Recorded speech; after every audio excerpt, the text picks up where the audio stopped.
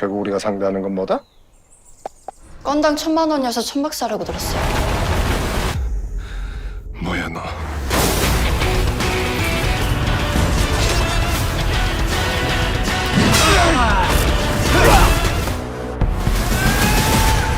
이번 추석 가볍게 즐기기에 완벽한 영화 천박사 테마연구소가 개봉 예정입니다. 티켓 파워가 강력한 배우 강동원을 앞세워 포스가 허준호, 언젠가부터 뛰어난 연기력을 보이며 다수의 작품에 출연 중인 이솜과 이동희, 그리고 배우 박정민과 블랙핑크 지수의 특별 출연이 발표되며 관객들의 기대감을 불러오고 있습니다. 여기에 더해 이번 연출을 맡은 김성식 감독은 한국 영화계의 거장 봉준호와 박찬욱의 조감독을 맡았던 인물로 이번 영화에서 기생충 패러디까지 허락받았다고 하죠. 이런 데 살려면 한 250년 일해야겠네. 원래 저런 애가 아닌데 갑자기 저래요. 뭐에 씌인 것처럼. 그럼 천박사 테마연구소를 뜯어보겠습니다. 도착했습니다. 어떻게 딱 맞춰서 깨지? 자는 척을 하지 않고서. 귀신을 믿지 않는 퇴마사 천박사 역은 강동원이 맡았고, 이동희는 그런 천박사를 돕는 기술자 임배를 맡았습니다. 이들은 거액의 돈을 받고 퇴마를 해주는데 귀신을 믿지도 않는 사람들이라 기술자인 임배가 미리 설치해둔 장비들로 신기한 현상을 발생시키는 사기꾼에 가까웠죠. 어찌 할까요? 박사님. 망주석에 깃든 망령은 퇴마해야지. 그리고 때마침 중2병을 앓는 딸이 귀신에 들렸다고 믿는 부모가 등장하고, 딸내미가 귀신에 쓰였대나 뭐래나. 중1에 중2. 기생충에 나올 것만 같은 부잣집이었기에 천박사와 임배는 스케일이 큰 사기를 준비합니다.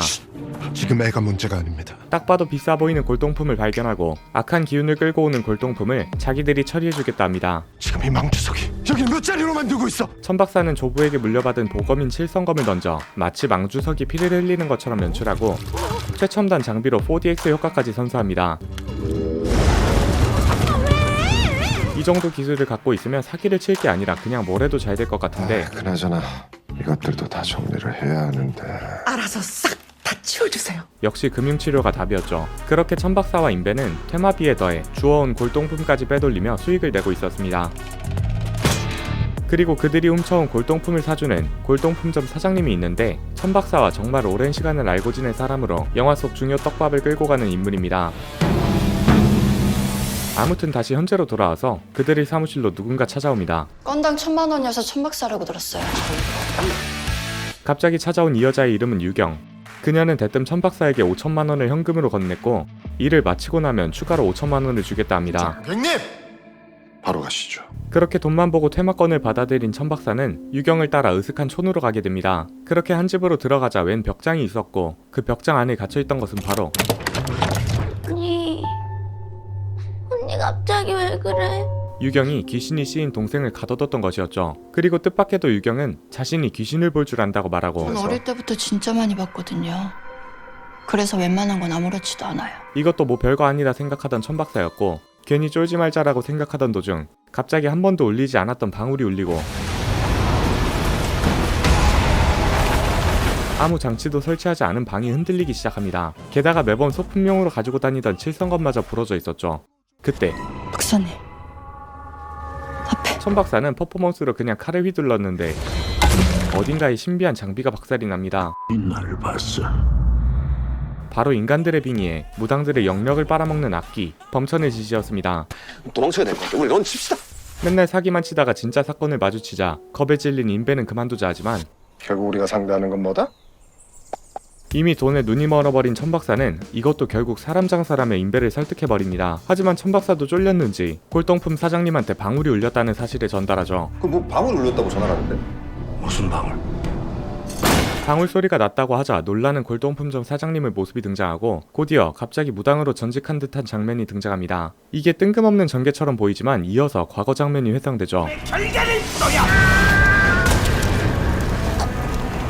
과거 회상 장면에서 칠성검으로 결계를 부수려는 사람과 그것을 도우려다 내상을 입는 것처럼 보이는 골동품점 사장님의 젊은 시절 모습이 등장합니다. 이 결계를 부수려는 사람이 대체 누구인가에 대해 의문을 가지게 되는데, 그건 바로 천박사의 할아버지일 가능성이 높습니다. 영상에 등장하진 않지만 천박사에겐 할아버지가 있었습니다. 심지어 결계를 부수려는 장면의 목소리는 김원혜 배우의 목소리와 아주 유사하죠.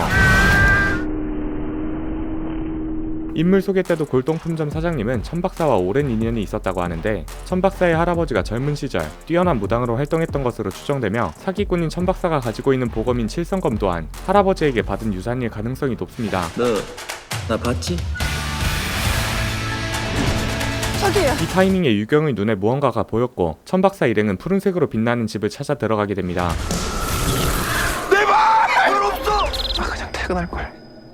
물론 귀신을 보는 등 그 과정은 순탄하지 않을 것 같고요. 원래 이런 놈들 그냥 없앨 수가 없는 거야? 태운다고 없어지는 것이 아니다 이 말이요. 그들은 선녀무당이라는 강력한 무당을 찾아가게 됩니다. 그 선녀무당이 바로 특별 출연 예정인 박정민 배우이며 그가 모시는 선녀를 지수가 연기할 예정이죠.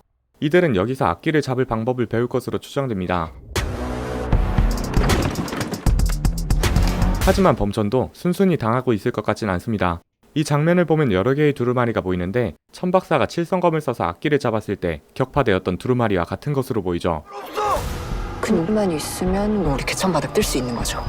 근데 하필 칠성검 칼잡이가 나타난 거지. 이 대사로 미루어 보아 범천이 어떤 계획을 거의 다 실현해갈 때쯤 칠성검을 보유한 천박사가 등장해 망쳐버렸고 그런 천박사를 제거하고 계획을 이어나가려는 범천과 범천의 계획을 저지하려는 천박사의 싸움이 이어질 것으로 예상됩니다.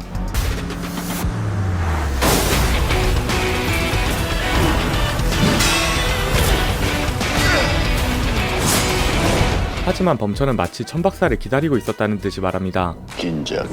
네가 나타났었으면 다들 살아있었을 텐데.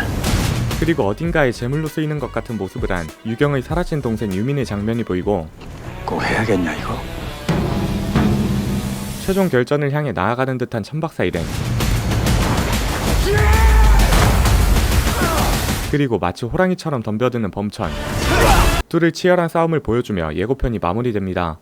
이렇게 지금까지 풀린 영상들을 기반으로 소개드린 영화 천박사의 테마연구소는 2014년에 연재를 시작해 2015년에 완결난 네이버 웹툰 빙의를 원작으로 두고 있습니다. 천박사는 빙의에 이어 마야고, 데모니악에도 등장하며 무려 3편의 장편 시리즈로 연재될 만큼 독자들에게 인기가 많았습니다. 천박사 테마연구소는 그 중에서도 1편인 빙의의 스토리를 따라갈 예정입니다. 오컬트 소재의 미스터리가 영화의 장르인데 이것을 코믹하게 풀어내어 가볍게 보기 좋은 오락영화로 탄생시켰다고 하죠. 때마침 영화의 주인공이 강동원인데 600만 관객을 동원한 전우치에서 코믹과 액션 장르를 소화해냈고 긴장감 넘치는 미스터리를 선보인 검은사제들 또한 550만 관객을 유치하며 강동원이라는 배우가 넓은 연기 스펙트럼을 가졌다는 것을 보여줬습니다. 조금은 가벼운 영화가 필요했던 상황에서 기생충, 다만 악에서 구하소서, 헤어질 결심의 조감독을 맡은 김성식 감독이 어떤 영화를 만들어냈을지 매우 기대가 되는 상황이죠. 천박사 테마연구소는 오는 9월 27일 수요일 추석을 앞두고 개봉된다는 점 알려드리며 오늘의 영상은 여기서 마치겠습니다. 지금까지 시청해주신 분들께 감사 인사 전하며 다음에 더 좋은 영상으로 돌아오겠습니다. 감사합니다.